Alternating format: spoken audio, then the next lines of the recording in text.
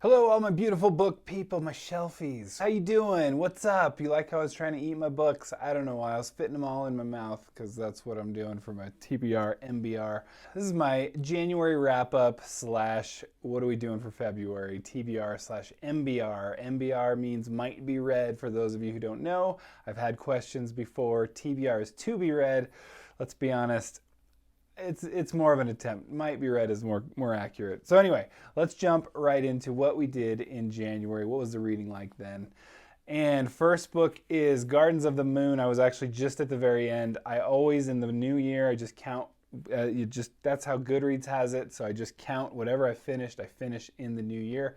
And then you just stay consistent. Then you never have any issues. Just whenever you've finished, that's what I go with.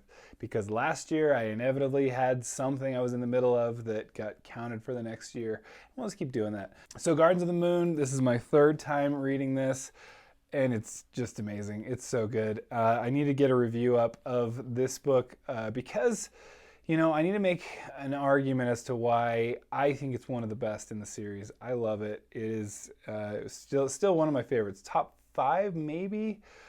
It's a hard list. I gotta check what I've said in the past to say definitely top maybe 3, top 4. Dead House Gates, also read this month. It was excellent as always. What again? Third time through because as you know, Malazan is life. Ted Lasso, anyone? Malazan's life for me. I love it. So, Dead House Gates, read it again. It's amazing. We're going to do a live stream on this just like we did last time for Gardens of the Moon because there is an active read-along going on and we're doing Memories of Ice here soon. But I think we're going to be slowing down at least the reads themselves, well, the live streams themselves to give people extra time to kind of catch up or do more outside of the Malazan universe, as if that even exists. Then I picked up, and this I'd mentioned earlier, I told you it got a little bit messed up. It was left in the car and got smushed up a little bit, but Legend by Mary Lou, it was good. It was good. I was impressed. My daughter read it and she was like, this is my favorite book in the world. And because not only am I the book nerd of the family, my wife's an active reader, so I'm the one that collects the books though, and the annoying one that takes over the house with books. But as all my kids have done, once they finish a book, they immediately put it on my bedside table. They're so sweet. I have created monsters, and I'm very proud of that. So what's a dad gonna do? I expect them to read what I am promoting. I'm gonna read what they told me to read. Excellent. I really enjoyed it. Definitely YA. It doesn't have a love triangle at least, so that's one thing going for it. But it was good. It's a really interesting storyline. I like what it kind of sets up. It feels like it's a lot of setup, and I'm excited to see what else this has to give. All right, then I was also to get in, I'm slowly reading this, One Piece, just volume 6. I grabbed volume 6 is what I was able to read. Probably my least favorite so far.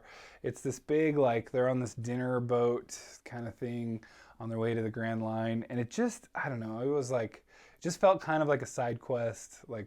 If there's anything anime I've learned can do, it's delay things and slow things down to get to the next thing. I don't know, or pad the timing or whatever.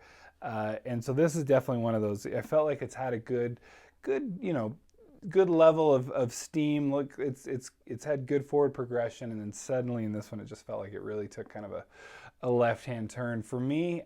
Anyway, we'll see what volume 7 brings us. And then 2 audiobooks I do not have physical copies of. Sometimes I actually do have physical copies of the audiobooks, but that's going to be Reaper by Will White, book 10 in the Cradle series. I love it.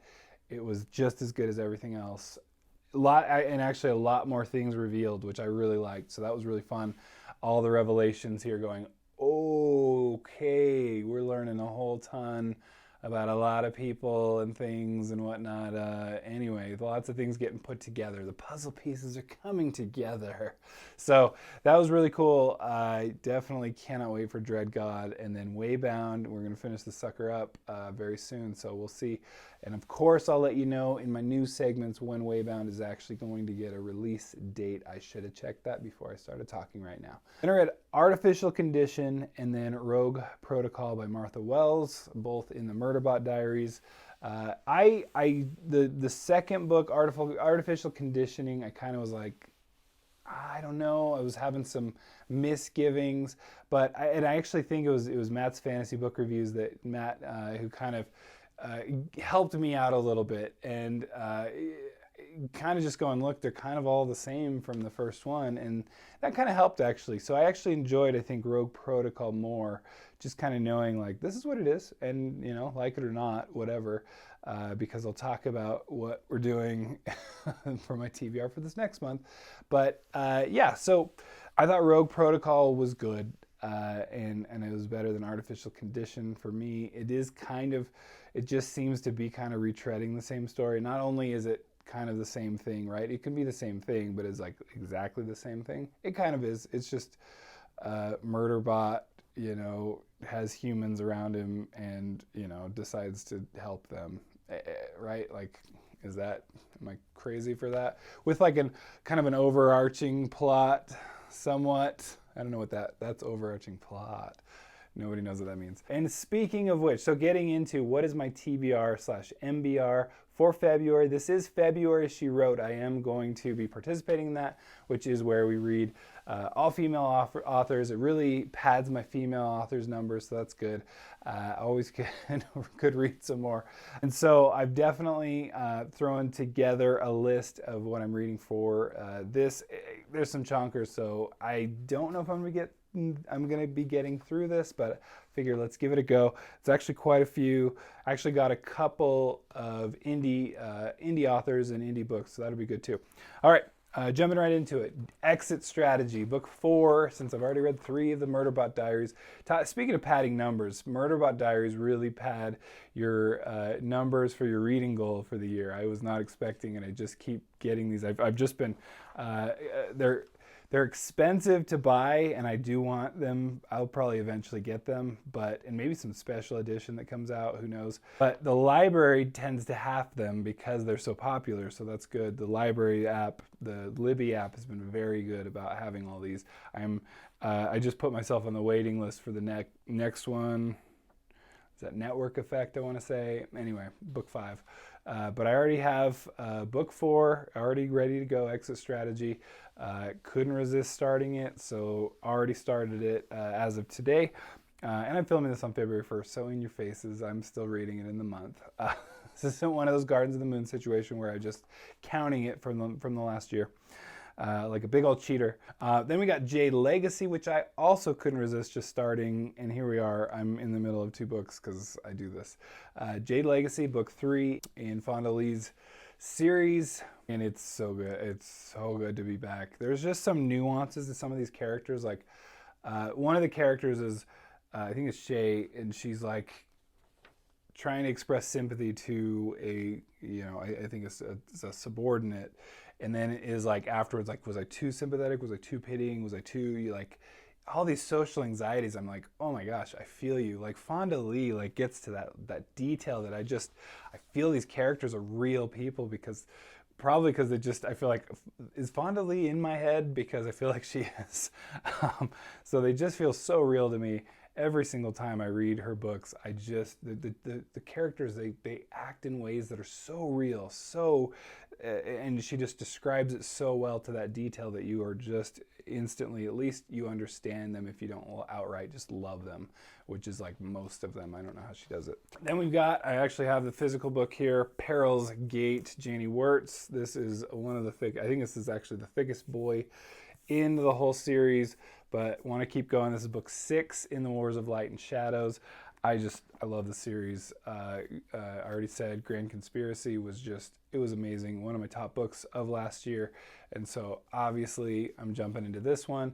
As I've said multiple times, this series is getting an ending. Literally, Janie Wirtz is working on the last book as we speak. She is editing it. It is already done, so we don't have to even worry about it actually getting completed. It's completed. It just needs editing before it goes to the publisher.